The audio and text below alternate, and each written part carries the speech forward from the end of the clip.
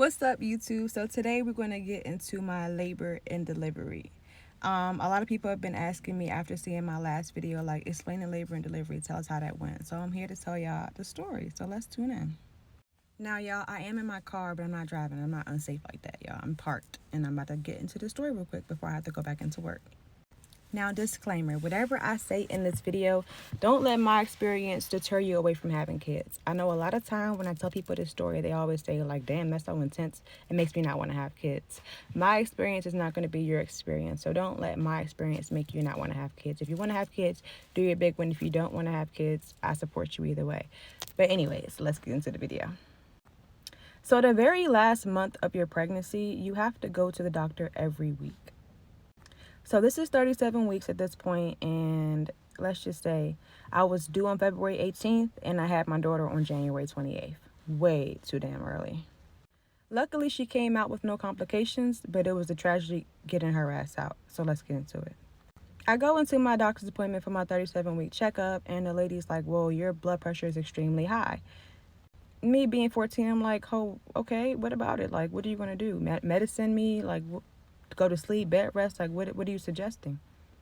She's like, well, as high as your blood pressure is, your baby's blood pressure is very low. So I'm going to have to admit you to the hospital.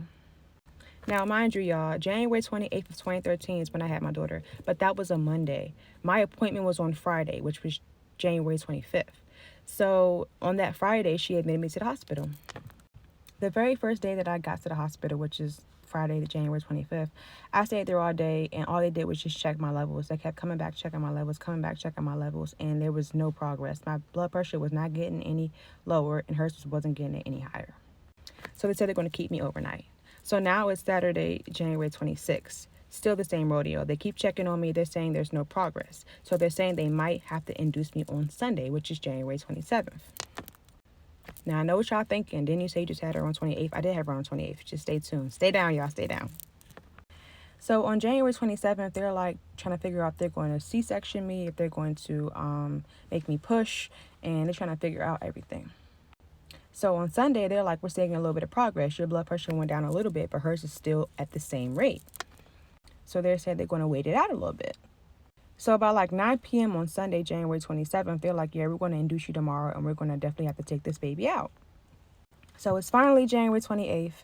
They starved me all day, y'all. No food, no snacks, no ice, no water, no nothing. I couldn't eat anything. I couldn't drink anything. And as a 14-year-old, you're like, bro, like, this is torture. I understand now why they made me not eat anything, but then I didn't give a fuck. I was hungry and I was thirsty, and I wasn't hearing none of that shit they was talking about. So it was January 28th. They prepared me for induction. They induced me. They break my water. And then they asked me if I want an epidural or not. I'm like, ho, what the hell is an epidural? Don't use big-ass words. Explain yourself. Then they explained that that's the needle that they'll be putting in my back to cause the bottom half of my body to go numb so I can push out the baby without feeling it. I'm like, hell yeah, sign me the fuck up. Who wants to feel that? But then I realized a lot of people do want to feel that. So they're preparing me for the epidural, and they're explaining the process. They're saying they're going to put a 10-inch needle in my back and that I can't move whatsoever. Because if I move even the smallest bit, I can be paralyzed for the rest of my life. Ho, was you cool? So at that point, I was debating if I even wanted to get the shit. Because what do you mean if I move, I'm going to be paralyzed? That's low-key insane. So I said, fuck it, let's just do it anyway because I don't want to feel that shit. And now, when you hear the last part of the story or the later parts of the story, you'll understand exactly why I'm happy I got the epidural. So I guess the person who was doing the epidural thought it was okay to play games and be funny. Like, ho, didn't you just say if I move at all, I'll be paralyzed? Why are you playing? So they put me in position and they showed me the needle. Y'all, that needle was long as fuck. I was scared as shit to get that shit in my back. I'm like, bro, what the hell? So then she said, on the count of 3, I'm going to put the needle in. Don't move at all because, you know, like I said, you can be paralyzed. So I'm thinking when she says I'm going to count to 3, she's going to say like 1, 2, 3, and then put it in with ease. This bitch was like 1, 3, and just jam that bitch in there. I'm like, bro, and I jumped because, first of all, when people count, you're supposed to say 1, 2, 3, then go. You just said 1 and then 3, and then you scared me when you said 3 because she screamed it. She was like 1, 3, and she just jammed it in there. I'm like, bro, what the hell? And I know for sure that I jumped. So I'm like, bro, I'm going to have to be paralyzed for the rest of my life. Luckily, Thankfully, thank God that I'm not, but I know for sure that I moved a lot. Because she scared me with that 1-3 shit. So I was like, bruh, I was sad. I was crying. I was like, bruh, I'm going to be paralyzed. I was going through it, y'all. But I will say, after I got the epidural, it gave me instant relief. All my contractions that I was having were gone. I even took me a little nap. So in the midst of my nap, it's like 8:50 p.m. Obviously, she hasn't came yet. So I'm like, okay, obviously she's not going to come anytime soon. So I thought I can just sleep through the night and do this epidural shenanigans tomorrow. That's what I thought. They wake me up around 9 o'clock on the dot. And they're like, yeah, it's time to start pushing. I'm like, can't this wait till tomorrow? Like, I'm tired. I want to go to sleep. It's technically the end of the night.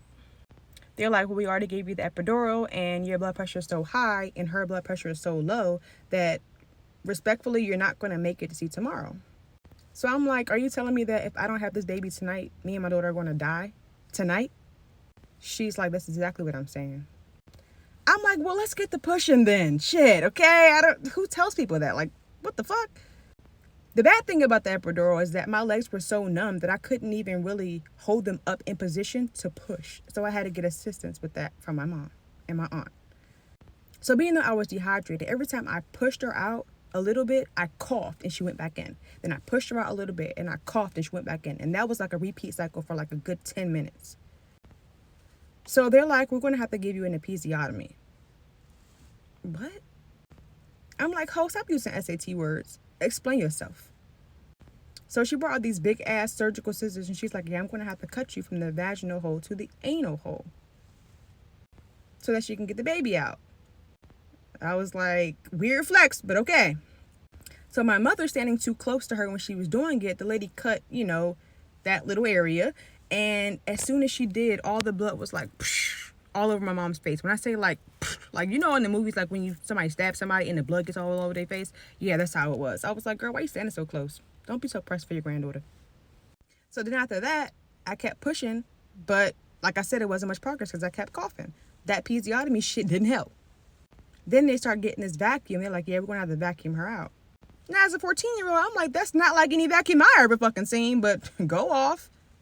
Believe it or not, though, the vacuum helped. They put that vacuum on her head and they sucked her out and she was out within the next 10 minutes.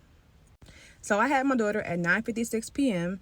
on January 28th, 2013, which was a Monday, and she was exactly 6 pounds even, no ounces. After I had her, I'm thinking like she was going to put her on my chest and I can enjoy my baby. She gonna take her over there and try to dry her off and take all the blood off of her. I'm like, no. In the movies, they let you have the baby and they put her right on your chest before they clean her off. Give me my baby. She decided she wanted to clean her off first and give it to me. I said, okay, cool. Why not? Then the afterbirth, y'all. The afterbirth is when they remove the placenta from your body. I thought that meant they were going to take it out with their damn hands. But instead, they push down on your stomach with the ultimate force. Like I'm talking about, imagine the fucking Hulk pushing down on your stomach as hard as he fucking can. I will say it was a relief while it was happening because everything was flowing out, but them pushing down hurt like hell. Then they grab a needle and thread and they sew up everything that they just cut open. And I didn't feel it during the moment, but the healing process was fucking traumatic. They did give me like cooling pads and all this other stuff to help me. Because every time I used the bathroom, after having myself sewed back up down there, it burned like hell. I couldn't even walk straight. That shit was hurting every fucking time. I was almost damn near ready to hold my pee when I had to go to the bathroom. Like that shit burned so fucking bad. But they gave me stuff to help it and it soothed it in the moment. But the next time I had to pee, it was the same shenanigans all over again. Like my hole was non-existent. This might be TMI, but I didn't even have a hole. So for anybody worrying if I did nasty stuff before my 6 weeks, I didn't. I couldn't. I didn't even have a hole. The hole was sewed up shut. Not that I would have wanted to after all that bullshit that I went through. I was like, sex, who are you? I don't like you. I don't know you. Get out of here. I don't want to be around you. Bye. But yes, y'all, that is my labor and delivery video. Let me know if y'all want to know any type of symptoms I had or anything else y'all want to know about my pregnancy at the age of 14. Let me know. But that is the end of my video. Can I get a like, a comment, a subscribe, all that? Share the video to your big one. And if y'all want any other content, let me know. Bye.